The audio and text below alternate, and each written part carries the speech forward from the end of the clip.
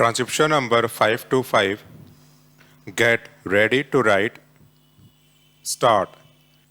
Mr. Deputy Chairman, Sir, our railway system is the largest in Asia and the fourth biggest, perhaps, in the whole world, employing about 20 lakhs of people. It was rather refreshing to note that for the first time in about 7 years period, a balanced budget has been presented. Sir, this is very encouraging, especially when this has been done without increasing the passenger fares. However, it is a matter of some concern that about 70% of the revenues of the railways is spent on establishment expenditure alone, and this aspect has to be looked into very carefully. Sir, it has been stated by the railway minister that the railway administration is now seeing the end of the tunnel. I hope that their seeing the end of the tunnel is not any illusion. They have also said that they are working on all the cylinders, but apparently, talking in technical terms, it appears that the cylinders still lack the compression, otherwise, the performance should have been much better. Sir, there is another important thing to which I would like to invite the attention of the Honorable Railway Minister, and that is the Railway Board. It is a very familiar and popular topic of criticism in both the houses of Parliament. Well, sir, it is high time that the minister and the government had a second look at it and took a view on whether the railway board has served its utility or still it is required to serve the railways and the country. Sir, this utility has to be established, and only then the railway board is to be allowed to continue. Otherwise, we will have to agree that it is only a white elephant. Sir, let us hope that these encouraging financial results will continue to be encouraging till the end of the year, although the railway financial authorities have not taken into consideration that impact of the additional dearness allowance which may have to be paid to the railway employees during the year, and if this is done, I am sure that the surplus that this budget has attempted to bring about will be upset and the whole working will be imbalanced, and we will end up with a deficit budget at the end of the year.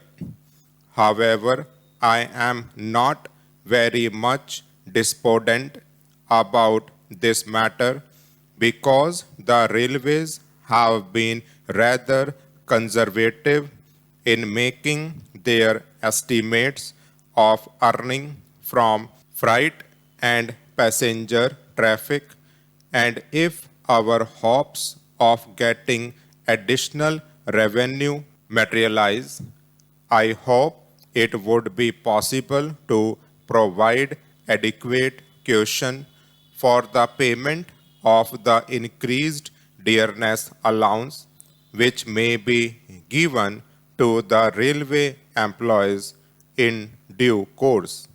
Sir, for improving the image and the working results of the railways, they will have to work very hard.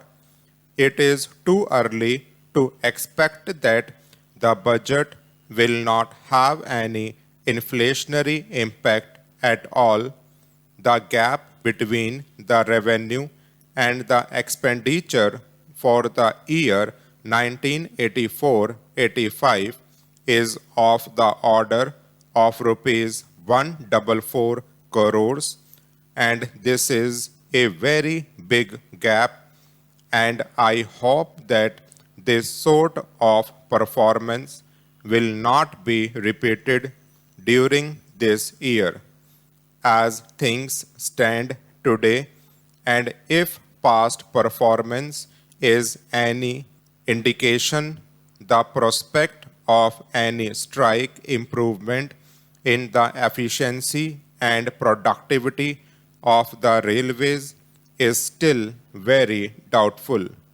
Let us hope that this doubt will not materialize.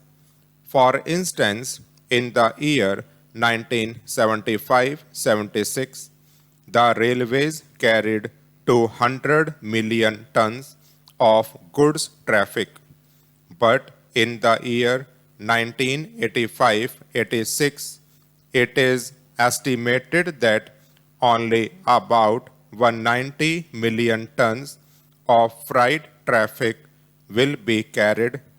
As against this decline in the amount of traffic carried, the employees increased from about 14 lakhs to 20 lakhs during the period, with the wage bill rising from 350 crores to rupees 600 crores.